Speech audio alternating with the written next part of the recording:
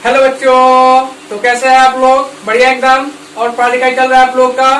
तो बच्चों, हम आ गए आप लोग के लिए एक और नया वीडियो लेके, जिसमें कि हम आपके साथ डिस्कस करने वाले हैं आज द्विघात समीकरण के ग्राफ के बारे में। यस, आपने सही सुना बच्चों, आज हम आपके साथ डिस्कस करने जा रहे हैं द्विघात समीकरण के ग्राफ्स के बारे में। तो बच्चों, और ये जो आपका आज जो आप पढ़ोगे मेरे साथ द्विघात समीकरण का जो आपका ये ग्राफ वाला पोर्शन, वैसे देखो द्विघात समीकरण पूरा का पूरा एक अलग चैप्टर ही आपको पढ़ना है आगे इसी सीरीज में, अलजेब्रा में ही। और द्विघात समीकरण आपको आगे भी पढ़ना है, इवन आप 11-12 में खास अगर मैथ रखते हो। अब तो जो आपका न्यू एजुकेशन पॉलिसी आया है उसमें तो बहुत सारे चेंजेस किए गए हैं, फिर भी अगर मैथ अगर आप पढ़ना चाहोगे तो आई थिंक करंट सिलेबस के हिसाब से या फिर सिलेबस में कोई फेरफार नहीं किया जाएगा तो निश्चित तौर पर आपको द्विघात समीकरण वहां ही पढ़ना होगा। और वहां तो छोड़ो, ये बच्चों आईआईटी जेईई का सिलेबस है, वहां भी क्वाड्रेटिक इक्वेशन के रूप में द्विघात समीकरण के रूप में आपको पढ़ना पड़ेगा। और वहां भी ग्राफ एक महत्वपूर्ण रोल अदा करता है बच्चों, ठीक है। तो आज हम डिस्कस करते हैं उसी के बारे में। इससे पहले हम आपको ग्राफ के बारे में जनरल अंडरस्टैंडिंग और रैखिक समीकरण का ग्राफ का वीडियो अपलोड कर चुके हैं। जस्ट इसका प्रीवियस वाला वीडियो है। अगर आपने वीडियो को नहीं देखा है तो मैं आपको नीचे डिस्क्रिप्शन बॉक्स में इसका लिंक दे दूंगा, आप उसे देख लेना। अगर आप चैनल पहली बार आए हो तो वीडियो को लाइक करो, चैनल को सब्सक्राइब करो, अपने दोस्तों के बीच में शेयर करो, क्योंकि यहाँ पे आपको पूरा का पूरा 10th का जो एक सिलेबस है वह फ्री ऑफ कॉस्ट मैथमेटिक्स का प्रोवाइड किया जा रहा है। और साइंस के बारे में भी, साइंस का अगर डेली लेक्चर नहीं हो पाएगा तो फिर एग्जाम आते आते कुछ ऐसा जरूर रैंक बूस्टिंग कोर्स, कुछ ऐसा क्रैश कोर्स टाइप का जरूर लॉन्च किया जाएगा, जिससे कि आपको हेल्प मिलेगा। निश्चित तौर पर आपको श्योर रहिए, आपको हेल्प मिलेगा तो और पढ़ाई अपना करते रहिए। ओके जी, पेन कॉपी निकालो और खुद से नोट बनाना शुरू करो। चलिए शुरू करते हैं इस खूबसूरत सा लेक्चर को। तो बच्चों, हेडिंग लगाइए सेकेंड में क्वाड्रेटिक इक्वेशन। और वाला जो हेडिंग था ना जी, लीनियर पॉलिनोमियल, उसके नीचे लिखो क्वाड्रेटिक पॉलिनोमियल। हिंदी वाले बच्चे लिख लें द्विघात बहुपद। लिख लो भाई साहब, द्विघात बहुपद लिख लिया क्या? ओके, चलो अब फिर एग्जाम्पल के थ्रू समझते हैं ना। एग्जाम्पल के थ्रू समझना ऐसा रहता है, ये x² प्लस 5x प्लस 6। ये देखो, ये आपका द्विघात बहुपद हो गया ना बच्चों।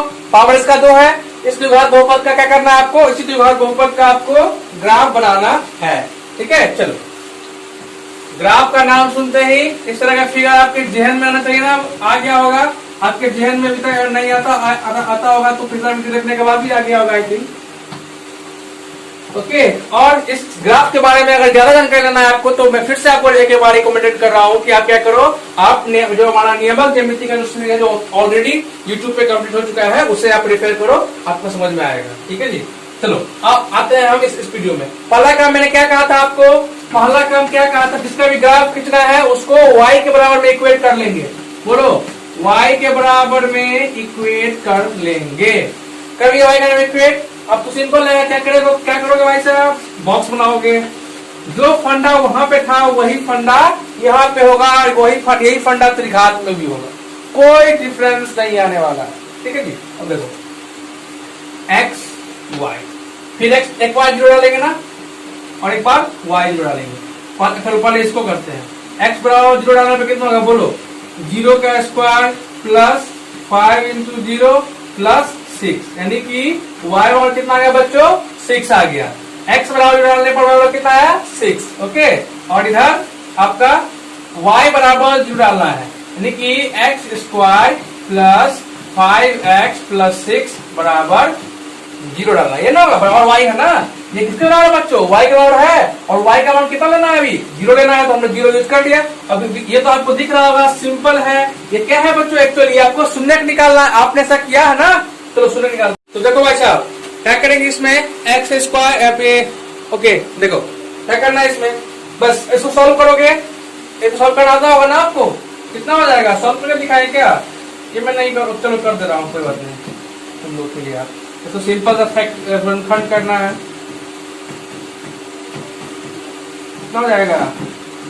अभी कॉमन नंबर लेके मैंने दिखा रहा हूँ, तुम कर लेना। मैंने थोड़ा बेसिक आइडिया भी दे दिया। वैसे यहाँ से क्या आइडिया निकल रहा है बच्चों आपको कि x का कितना मान होगा? x का 2 मान, एक -3 और एक -2।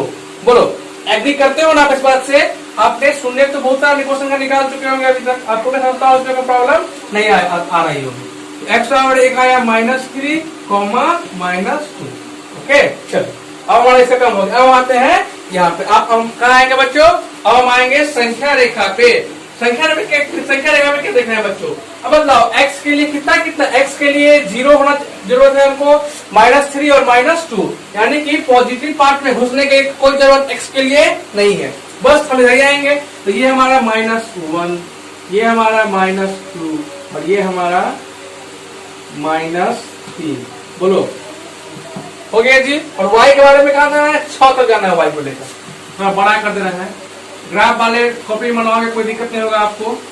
ये 1 2 3 4 5 6, ठीक है। चलो अब बताओ ये कोऑर्डिनेट सिस्टम कितना है, 0,6 है बच्चों। तो 0,6 को दिखाना है, x बराबर 0 y बराबर 6, बोलो ये पॉइंट होगा 0,6।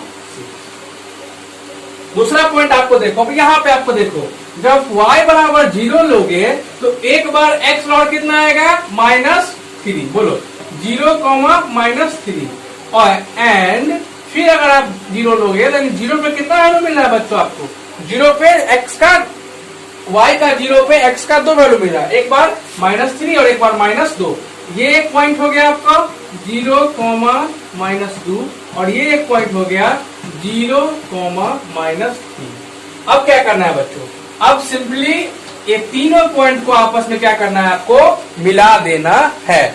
अब आप बतलाओ ये 3 पॉइंट कैसे मिलेंगे, ये 3 पॉइंट स्ट्रेट लाइन से मिलेंगे, बिल्कुल नहीं बच्चों। और आप अगर आप सीधी रेखा खींचोगे, देखो ये खींचोगे या फिर ये खींचोगे, तो ऐसा तो हुआ नहीं। हमको तो कुछ ऐसा ग्राफ बनाना है ना जिसमें क्या करें कि तीनों पॉइंट आ जाए, क्या करना है, तीनों पॉइंट आ जाए, और इस तौर पर ये आप ग्राफ आपका नहीं होगा।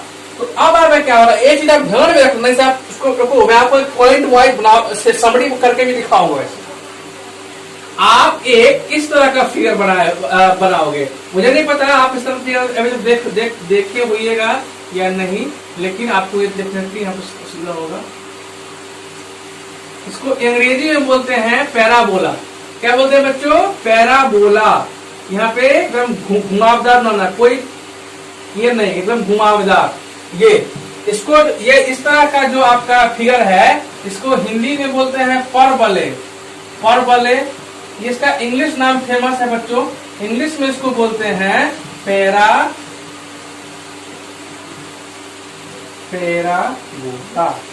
ओके, नोट करो इसको, वीडियो को पॉज करिए, जल्दी से इसको नोट करिए, उसके बाद आपको और कुछ पॉइंट्स के बारे में डिस्कस करते हैं। चलो भाई साहब कर लिया नोट, कर लिया नोट ना। चलो अब इंपोर्टेंट पॉइंट के बारे में बताते हैं। देखो क्या करना है आपको, एक तो अपने ध्यान में अपने आप मतलब बैठा लो कि द्विघात बहुपद का, द्विघात समीकरण का जब भी आपको ग्राफ बनाना होगा, जब कभी भी द्विघात समीकरण का ग्राफ बनाना होगा तो वह ग्राफ कैसा होगा आपका, वह ग्राफ होगा आपका, क्या बोलते हैं उसको, ये पैराबोला, यानी कि इस तरह का आकृति का ग्राफ होगा। कभी भी द्विघात का बनाना होगा तो पैराबोला ही बनेगा। ये चीज आप अपने दिमाग में बैठा लो। और कुछ पॉइंट्स आपको बदला रहे हैं, यहाँ पे लिखो इम्पोर्टेंट पॉइंट्स। इम्पोर्टेंट पॉइंट्स तो बच्चों, इम्पोर्टेंट पॉइंट्स हम नोट करेंगे किसके बारे में, ये इम्पोर्टेंट पॉइंट्स हम द्विघात बहुपद के बारे में नोट करने जा रहे हैं, ठीक है बच्चों। तो पहला पॉइंट क्या नोट करना है आपको, पहला पॉइंट नोट करो, द ग्राफ ऑफ,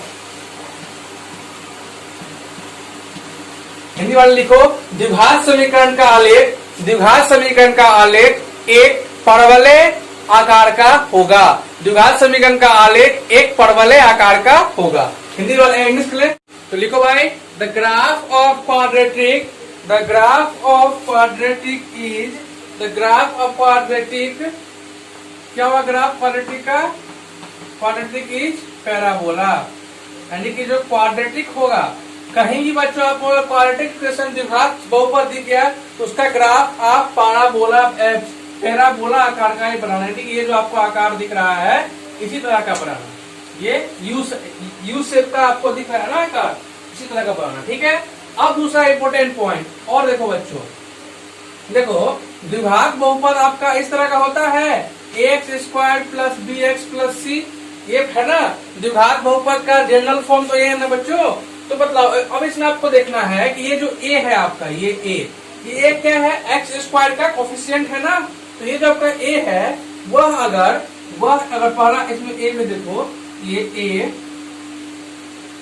अगर ये ए आपका 0 से बड़ा यानी कि ग्रेटर देन 0 होगा, तो 0 से बड़ा होगा यानी कि ए अगर क्या हो आपका पॉजिटिव हो, ये यहाँ पे क्या हो पॉजिटिव हो, धनात्मक हो, तो आपका जो आपका जो ग्राफ बनेगा द्विघात समीकरण का बच्चों, द्विघात समीकरण का ग्राफ जो बनेगा, तो उसका जो पैराबोला होगा ना, उसका जो आपका ये आकृति होगा, उसका आकृति कैसा होगा, उसके बाद उसका आकृति आपका ये इस तरह का होगा, यानी कि अपवर्ड फेसिंग, ऊपर उठने वाला पैराबोला होगा। जैसे कि ये देखो इसमें जो हमारा द्विघात समीकरण है उसका एक्स स्क्वायर है, यहाँ पे ए का वैल्यू कितना है बच्चों, यहाँ पे ए बराबर कितना है 1 यानी कि पॉजिटिव है ना। तो देखो ये जो ग्राफ बना उसका पैराबोला ऊपर, मतलब उसका जो मुंह है वो ऊपर की ओर खुला हुआ है, ठीक है। और दूसरा कंडीशन क्या बनता है, अगर आपका ए क्या हो 0 से छोटा हो, यानी कि ए क्या हो आपका अगर निगेटिव हो, ए कैसा हो निगेटिव हो। इन दैट केस अगर आपका ए निगेटिव आ गया बच्चों, तो उस सिचुएशन में जो आपका ग्राफ होगा वह ग्राफ कैसा होगा, वह नीचे की ओर होगा, यानी कि जो पैराबोला होगा वह पैराबोला नीचे की ओर पैराबोला होगा, ठीक है। नोट करो इस पॉइंट को। तीसरा पॉइंट कैसे करना है आपको, देखो अब यहाँ पे देखो तीसरा पॉइंट कैसे करना है। ये जो ग्राफ है बच्चों वह एक्स एक्सिस को कितने पॉइंट पे कट कर रहा है, 2 पॉइंट पे कट कर रहा है क्या, तो इसका शून्य कितना होगा, नंबर ऑफ 0, यानी कि हिंदी में बच्चे लिखे शून्यकों की संख्या, शून्यकों की संख्या कितना होगा, हमेशा 2 होगा। द्विघात समीकरण में शून्यकों की संख्या होगा बच्चों हमेशा 2 होगा, ओके देख लिया आपने।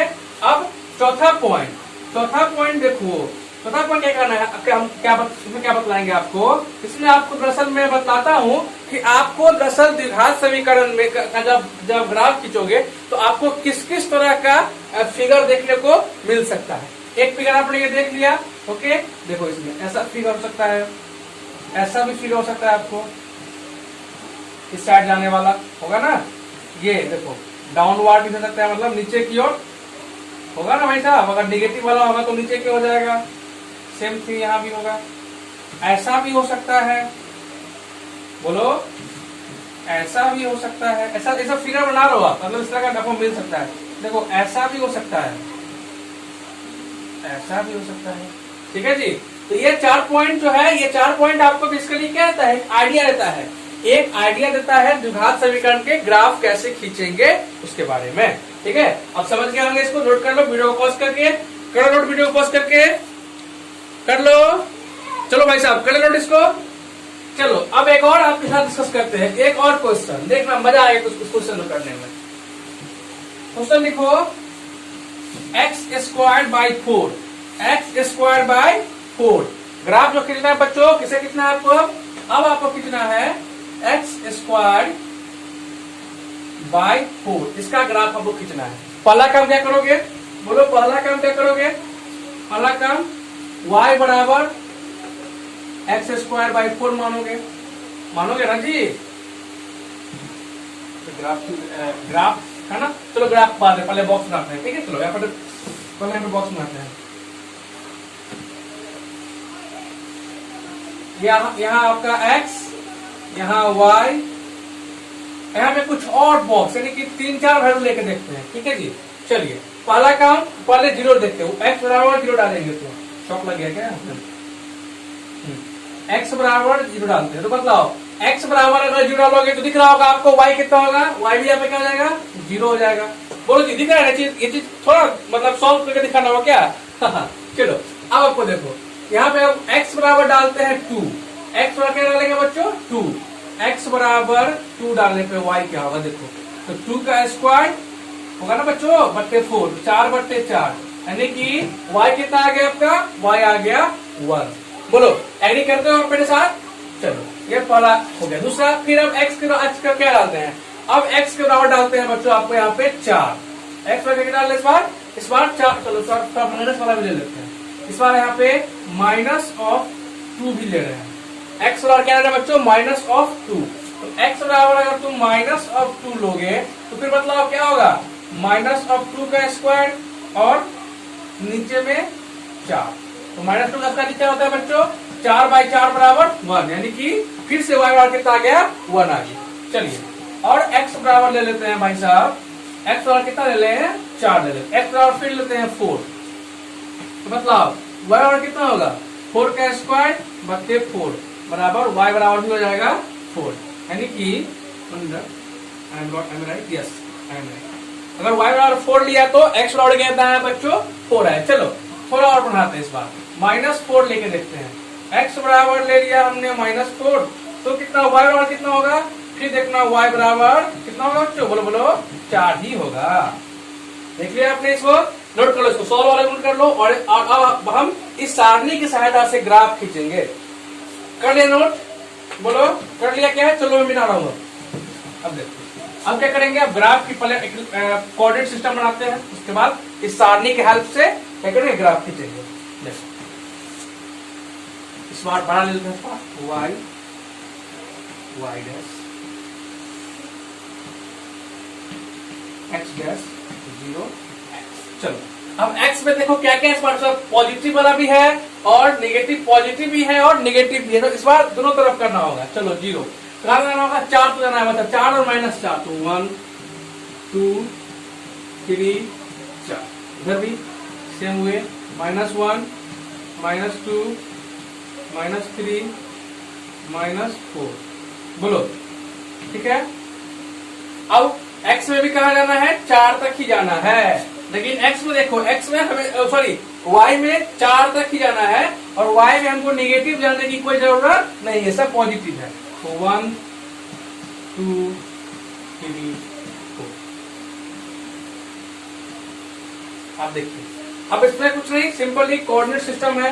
पहला कितना हो गया बच्चों, 0,0, ये तो आपका ये हुआ 0,0। ओके, दूसरा क्या है बच्चों, दूसरा है आपका 2,1, यानी x बराबर ये बच्चों आपका 2 और y बराबर यहाँ 1, तो दोनों के सामने लेके जाएंगे पॉइंट, यहाँ बनाएंगे, बोलो बनाएंगे ना। अब ये कैसे बनाते हैं, इसके लिए आप कोऑर्डिनेट ज्योमेट्री का जो लेक्चर सीरीज है उसको देखो, इंट्रोडक्शन वाला वीडियो में ये मिल जाएगा आपको, ठीक है। चलो तीसरा आपका -2,1, बोलो ये ना क्वेश्चन आपका तीसरा -2,1, x बराबर ये -2, y बराबर भी 1, दोनों का सामने लिखेंगे ना यहाँ पे, -2,1। तीसरा पॉइंट जो कितना है, तीसरा पॉइंट आपका x बराबर 4, y बराबर भी 4, यहाँ पे ये 4 ये 4, यानी कि इसके सामने, तो सामने कहाँ बच्चों, देखो आप स्केल से करोगे आपको एकदम एक्यूरेट आ जाएगा, ये पॉइंट 4,4। और चौथा क्या है बच्चों, -4,4, x बराबर -4 ये, y बराबर 4 ये, यहाँ पे हो जाएगा क्या, यस x बराबर -4, y बराबर, बोलो ओके, दिख रहा है आपको। अब आप क्या करोगे, बस अब इस जितने पॉइंट्स है सारे पॉइंट्स को क्या करो, मिला दो। तो क्या बतलाओ, क्या आप एक सीधा लाइन खींच के इसको मिला सकते हो, क्या नहीं मिला सकते ना। उसके लिए आपको दिख रहा होगा, आपको ये चीज कि आपको कैसे जाना पड़ेगा, आपको यहाँ से ये ऐसे लेके आओ और फिर ऐसे ऐसे ऐसे निकल जाओ, बोलो दिख रहा है क्या, जो यहाँ पर सीधा हो गया है, ये थोड़ा चलो भाई देखो सीधा करना, इसको चिप करना, देखो यहाँ पे आया, ऐसे चार्ज होते हुए ये निकल गया। देखा ग्राफ बनाना जी, ग्राफ कैसा बना, ये आपका कैसा शेप बन गया, पैराबोला का शेप, ये आपका पैराबोला का शेप है। और यहाँ पे जो टर्म देखो, जो इंपोर्टेंट पॉइंट लिखाए थे उसे डिस्कस करो। पहला इंपोर्टेंट पॉइंट क्या था, ग्राफ कैसा होगा, ग्राफ कैसा होगा द्विघात समीकरण का, पैराबोला होगा, पैराबोला हो गया। दूसरा क्या था कि एक्स स्क्वायर का जो कोफिशिएंट होगा वह क्या होना चाहिए, अगर पॉजिटिव होगा तो ग्राफ ऊपर की ओर खुलेगा और अगर नेगेटिव होगा तो ग्राफ नीचे की ओर। तो ये कैसा है, 1/4 पॉजिटिव है ना जी, पॉजिटिव है तो ऊपर की ओर खुल रहा है, और एक्स एक्सिस तो कट कर रहा है कहाँ पे, 0 पे कट कर रहा है, यानी कि इसका 0,0 ही शून्य होगा। तो शून्य कितना होगा बच्चों, इसका शून्य होगा 0 एंड ओनली 0, ठीक है भाई साहब। तो इस तरह से मैं समझता हूँ आपको समझ में आ गया होगा द्विघात समीकरण का ग्राफ खींचना। अब आप क्या करना, अब अपना रेफरेंस बुक खोलना, ओके, उसमें आपको क्वेश्चन मिलेगा, इस तरह ग्राफ वाला खींचने वाला क्वेश्चन मिल जाए, या फिर आपको शून्य नंबर ऑफ शून्य बताने वाला क्वेश्चन मिल जाए, तो आप इस तरह क्वेश्चन को ट्राई करना और पढ़ाई करना। तो मिलते हैं नेक्स्ट वीडियो में, जो कि निश्चित तौर पे इस चैप्टर का लास्ट वीडियो होगा। तब तक के लिए पढ़ाई करते रहिए। All the very best.